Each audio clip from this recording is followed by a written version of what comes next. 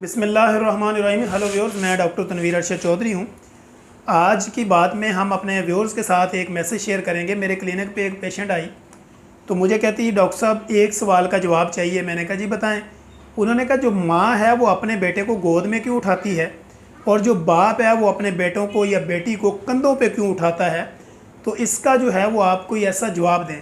तो मैंने सोचा कि इसका इंटेलेक्चुअली जवाब देना चाहिए जो कि उसको भी समझ आए और मुआशरे के लिए भी एक पैगाम बन जाए।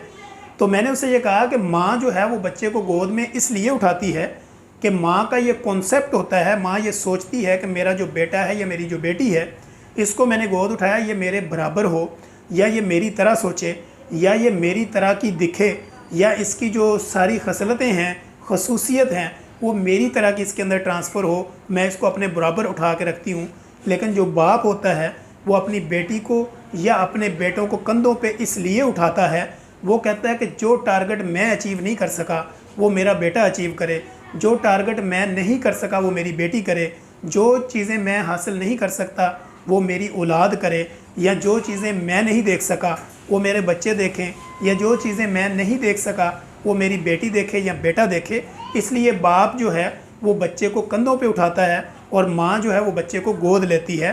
तो मैंने उसको इंटेलेक्चुअली जवाब दिया और वो पढ़ी लिखी खातून थी, उसने ये बात सुनी और बड़ी खुश हुई कि डॉक्टर साहब आपने इस अच्छे तरीके से एक्सप्लेन किया कि माँ जब अपने बच्चे को गोद में उठाती है तो उसकी रीज़न ये होती है, वो कहती है कि मेरा बच्चा मेरे जैसा दिखे या मेरे जैसी इसके अंदर खसलत हो। जब बाप अपने बेटे को कंधों पे उठाता है तो उसका जो माइंडसेट होता है वो ये होता है कि मेरा बच्चा या मेरी बेटी जो बेटा है वो मेरे से भी आगे निकले, यानी वो काम करे जो मैं नहीं कर सका, वो टारगेट अचीव करे जो मैं नहीं कर सका या मैं नहीं कर सकी।